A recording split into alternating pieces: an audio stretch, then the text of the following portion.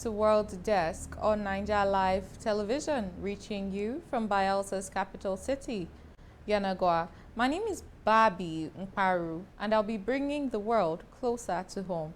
But before we begin, a quick update for our viewers and partners. Niger Live TV is officially open for business. If you are looking to boost your brand through paid adverts or sponsorships, we are your number one for reach and impact. We are ready to partner with you. Contact us in our studio line on 081 293 40000. For physical consultations, visit our head office on number 122 Mbiama Yenagwa Road, Amarata Yenagwa, Bielsa State. And don't forget to stay connected with us. Follow us on Facebook, Instagram, TikTok, YouTube, and X on Niger Live TV. Visit our website on www.nigerlivetv.com. Now the headlines. President Tinubu appoints Aliyu as PTDF boss. Governor Diri lauds athletes as National Wrestling Championship concludes. UK to host talks on reopening Strait of Hormuz. And Bielsa State Government extends tax return filing deadline to April 15th. In the news, the fourth Governor Doye-Diri National Wrestling Classics has concluded in Yenagoa, Bielsa State, with winners emerging across various categories after days of competition.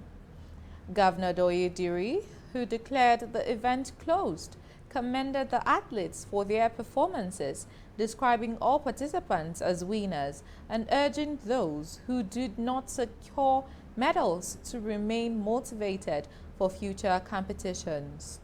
He noted that Nigeria and Bielsa State remain strong grounds for developing wrestling talent and expressed confidence in the emergence of more world-class champions. In a statement, the Nigeria Wrestling Federation, represented by its first vice president, Mr. Chris Ankpila, praised governor's sustained efforts for sports development, noting that this year's edition recorded significant improvements. Mr. Ankpila disclosed that in collaboration with the Nigeria Customs Service, a games was provided for athletes alongside free meals and transportation throughout the competition.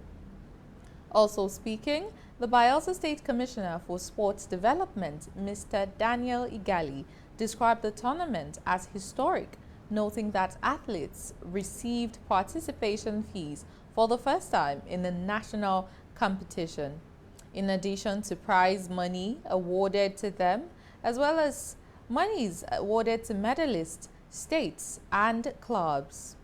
He appreciated partners and stakeholders for their contributions and called for continued support as the Federation prepares for upcoming events. The competition ended on a high note, reinforcing Bielsa State's position as a major hub for wrestling development in Nigeria. In another development, Bielsa State Government has extended the development for filing tax returns for self-employed persons, individual taxpayers, and CAC registered businesses operating in the state to April the 15th, 2026, covering the 2025 assessment year. A statement by the executive chairman of the Bielsa State Internal Revenue Service, Dr. Daniel Enyesekemene, reminds taxpayers that failure to file for submitting inaccurate returns under Section 101 of the Nigeria Tax Act (NTAA) attracts an administrative penalty of 100,000 for the first month of default and 50,000 naira for each subsequent month. It notes that individual taxpayers are required to register on the Bielsa State e-tax self-service portal via etax.bir.gov.ng using their National Identification Number (NIN) and date of birth. Once registered, users receive login credentials and complete and submit their tax returns online. It further states that taxpayers needing assistance can visit the Annual Returns Office, Revenue House, Lambert Eradiri Road in Onopa, Yenagoa, Bayelsa State. The Bayelsa State Tantita Coordinator, Great Joshua Mkparu, in continued support for the elderly, is set to provide a monthly stipend of 12 million naira to elderly women across selected communities in the state. The scheme, carried out every month, currently benefits 100 women each from Krokorose, Ayama, and Ondewari, Umboama, and 50 women from Okpotuwari, reflects a strong focus on supporting and honoring mothers within these communities. For April, an additional 250 elderly women were added, bringing the total number of beneficiaries to 400.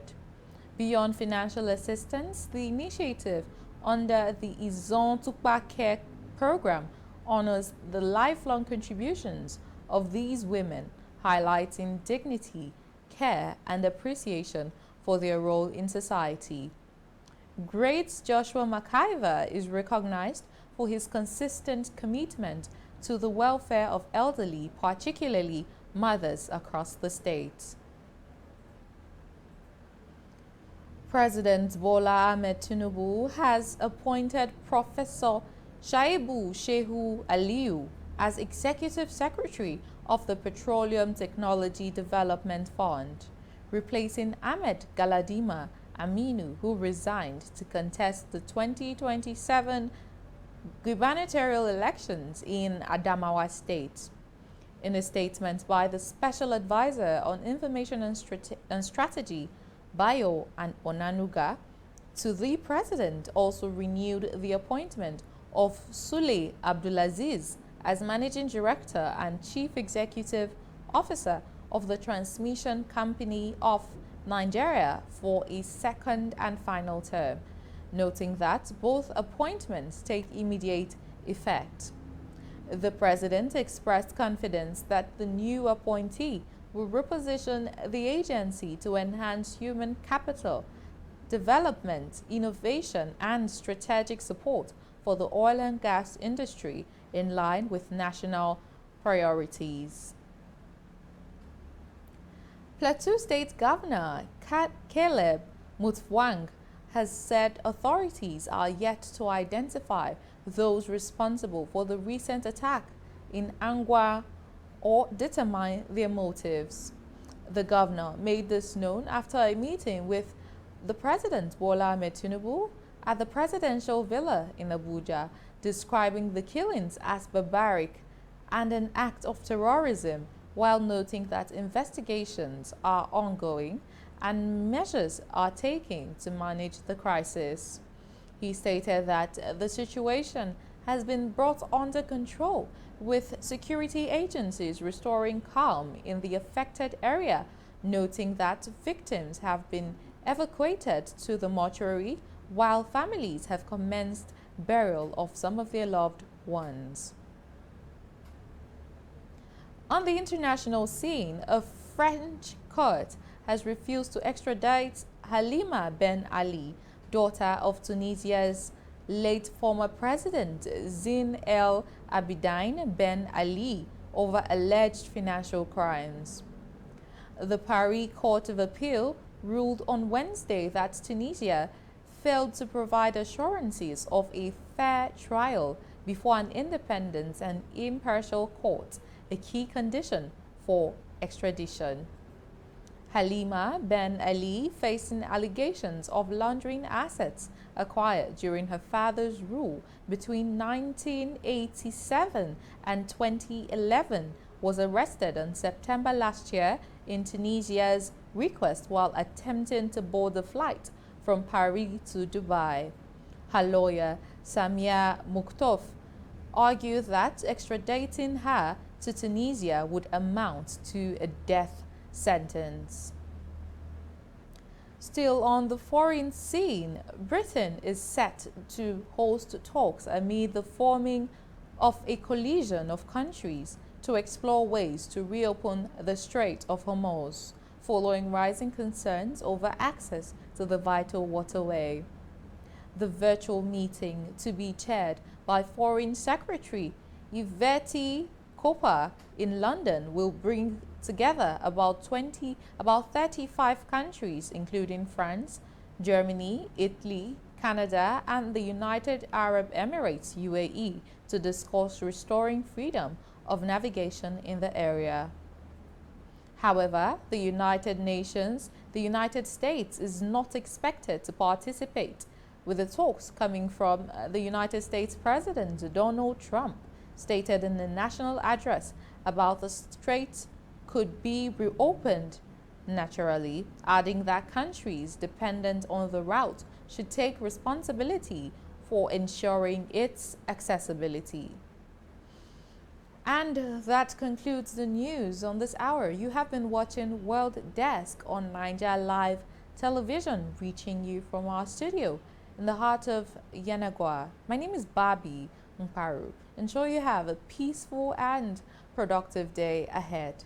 Thank you.